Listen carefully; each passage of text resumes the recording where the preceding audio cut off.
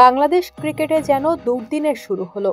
চলতি মাসের শুরুতে প্রিয় ফরম্যাট ওয়ানডে র্যাঙ্কিংয়ের 10-এ নেমে গিয়েছিল বাংলাদেশ।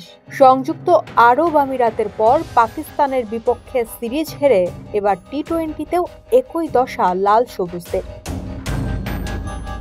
সংযুক্ত আরব আমিরাত সফরে যাওয়ার আগে টি-20তে বাংলাদেশের র্যাঙ্কিং পয়েন্ট ছিল 225। সহযোগী দেশটির বিপক্ষে 3 ম্যাচের টি-20 সিরিজে 2-1 ব্যবধানে হেরে পাকিস্তানে পা রাখে লিটন দাসের দল।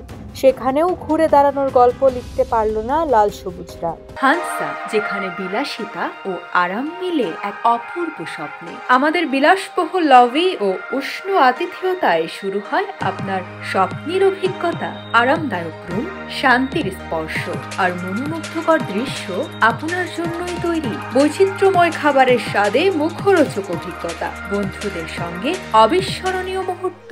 আমাদের সুইমিং পুলে ডুব দিন, বিলাসিতায় ভেসে যান। হান্সা, যা আপনার বিলাসিতার ঠিকানা। এখনই বুক করুন। 3 ম্যাচের প্রথম দুটিতে হেরে ইতোমধ্যে খুইয়েছে সিরিজ। সব মিলিয়ে টানা 4 ম্যাচ হারার মোট 5 পয়েন্ট কাটা গেছে বাংলাদেশের। তাতে 220 রেটিং পয়েন্ট নিয়ে আফগানিস্তানের নিচে নেমে 10-এ অবস্থান করছে লিটনরা। 223 পয়েন্ট নিয়ে 9-এ উঠে এসেছে আফগানিস্তান।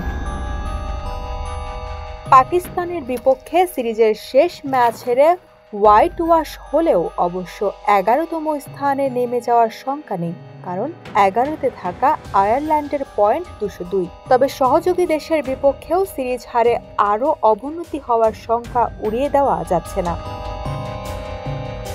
271 পয়েন্ট নিয়ে টি-20 র্যাঙ্কিংয়ের শীর্ষে রয়েছে বিশ্ব চ্যাম্পিয়ন্স ভারত। 262 পয়েন্ট নিয়ে 2-এ অস্ট্রেলিয়া, 254 পয়েন্ট নিয়ে 3-এ ইংল্যান্ড, 249 পয়েন্ট নিয়ে 4-এ নিউজিল্যান্ড আর 246 পয়েন্ট নিয়ে সেরা 5-এ রয়েছে ওয়েস্ট ইন্ডিজ। 245 পয়েন্ট নিয়ে তালিকার 6-এ দক্ষিণ আফ্রিকা, 235 পয়েন্ট নিয়ে 7-এ শ্রীলঙ্কা আর 229 পয়েন্ট নিয়ে 8-এ পাকিস্তান। এর আগে গত 5ই মে আইসিসির প্রকাশিত ওয়ানডে র্যাঙ্কিংয়ে 10-এ নেমে গিয়েছিল বাংলাদেশ। প্রিয় ফরম্যাটটিতে 19 বছর পর এমন অধঃপতন হলো টাইগারদের। টেস্টে অবশ্য এখনো 9-এ অবস্থান করছে লাল সবুজরা।